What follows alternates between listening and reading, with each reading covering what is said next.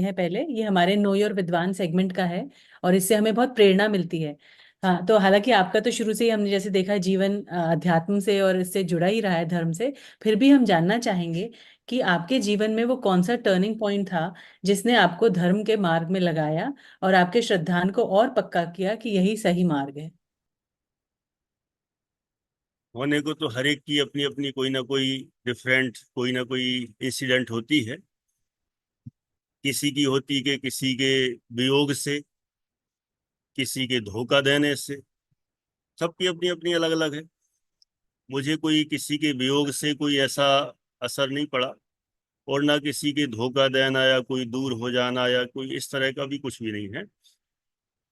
एक तो पहले घर में ही, परिवार में ही शुरू से धार्मिक माहौल था।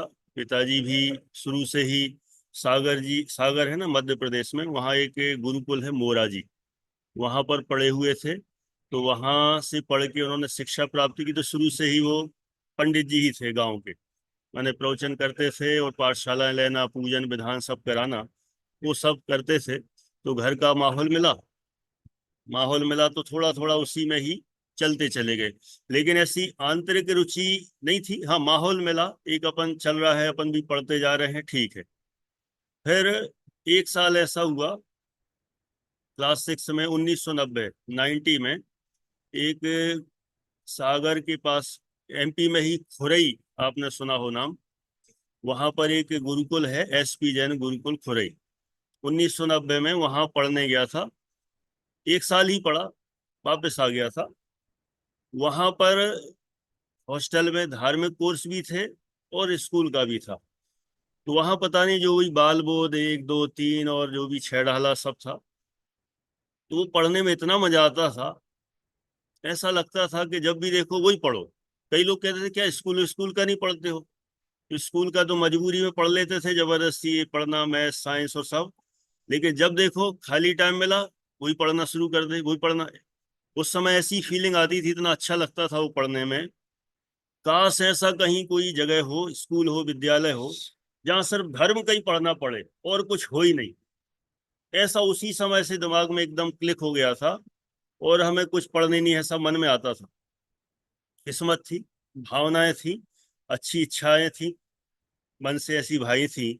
उसके कारण से जब वहां से निकल के आ भी गए, और फिर जब पता चला कि जयपुर टोडरमल स्मारक में ऐसी व्यवस्था है कि जहाँ धर्म ही धर्म, सब तरफ सुबह से लेके शाम तक जब पढ़ो, कॉलेज स्कूल लौकिक शिक्षा भी होती है, लेकिन वो गौण है, असली तो है अपना वस्तु स्वरूप का, जैन धर्म को बताने की पूरी शिक्षा। तो ऐसा जब पता चला और जब वहां गए, तो अभी तो जिज्ञासा थी, वहां पहुंचे और जहां एंट्री करके जब पढ़ना चालू किया, तो वहां तो ऐसा लगा कि अब इससे अच्छा तो दुनिया में कुछ हो नहीं सकता। तो मैं तो जो मिलता सबको कहता। हम लोग 4 भाई हैं, मैं और मेरे 2 भाई हैं छोटे, वो दोनों तो जयपुर में पढ़े। और हमसे और 2 बड़े भाई हैं, वो सब कोचिंग वोचिंग सेंटर चलाते हैं, वो रायपुर में रहते हैं। तो हम उनको भी कहते थे, आप लोग बहुत बड़े हैं, लेकिन आप लोग भी आ जाओ, जयपुर में आ जाओ। क्यों? यहाँ से अच्छा कुछ है ही नहीं। अब लेकिन वो सेट वेट हो चुके थे। तो सेट वेट हो चुके, तो अब वो कैसे आएंगे? हमने, अरे सब छोड़ के आ जाओ, इससे अच्छा तो कहीं है ही नहीं दुनिया में। अपने रिश्तेदारों को बोलता, जो मिलता सबको बोलता। ऐसा लगता कि सबसे अच्छी चीज तो यही है, और ये नहीं मिली तो लौकिक का कोई काम का नहीं है। ऐसा जब मन में आता था, तो उस समय दृढ़ता बनती गई, पढ़ते गए और भावनाएं मजबूत होती गई। तो निश्चित रूप से खूब मजा आता रहा। और कोई, वो इसमें लिखा ना, आपने बोला है टर्निंग पॉइंट।